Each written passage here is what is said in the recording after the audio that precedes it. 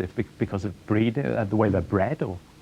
I don't think that the dog is fundamentally changing very much. I think the dog continues to behave as a dog, but the thing that most people don't realise is that all dogs, whether they're Chihuahuas or Great Danes, are still 80 to 85% genetically wolves. We've just manipulated one or two of the genes to give all the different types of appearance. Now, I mentioned there, I said, you know, can you trust any dog? Surely there have to be some forms of pet at home, some form of dog that you think, oh no, that's never going to harm anybody. I think the number of incidents where trusted dogs and dogs who've never said boo to anybody in their lives have bitten people should give us cause for concern. And I think perhaps it's safe to err on the side of saying, no, you can't trust any dog, but you can control every dog. All right, well, let me put this to you then. Are there more cases of people being attacked by their own dog than other people's dogs? Yes, a great number of cases, probably about a quarter, are concerned people who are bitten by their own dog. The family dog bites them. And most attacks occur in and around the home. So there'll be some territorial reactions where the dog is biting visitors or intruders. Well, then that brings into question the whole role of the dog as a pet and a guard dog, because most people say, oh, burglars will never visit me because I have a dog, no matter how big or small, because of the bark. That's right, and obviously one of the advantages to keeping a pet dog as a companion in the home is that he does serve this other function. Most dogs are good guards, as you say, simply by being there and because they bark.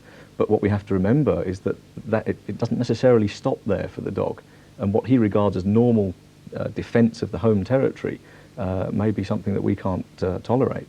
He doesn't necessarily know the difference between an auntie that you haven't seen for 10 years and a burglar.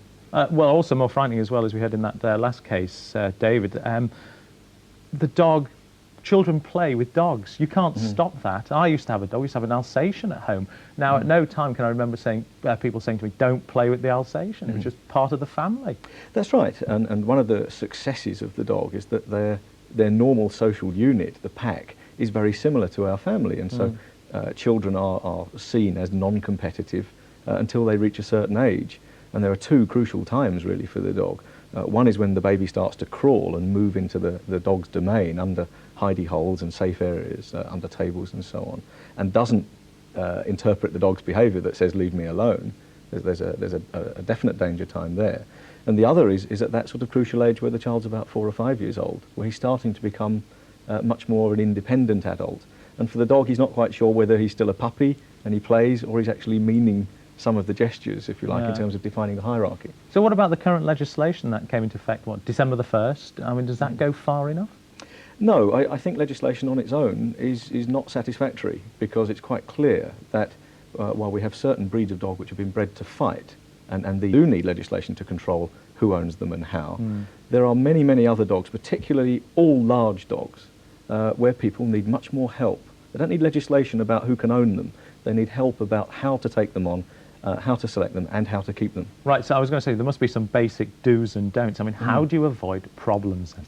Well, the first thing to do is before you even get the dog, everybody gets attracted to different breeds of dog, mainly because of their appearance.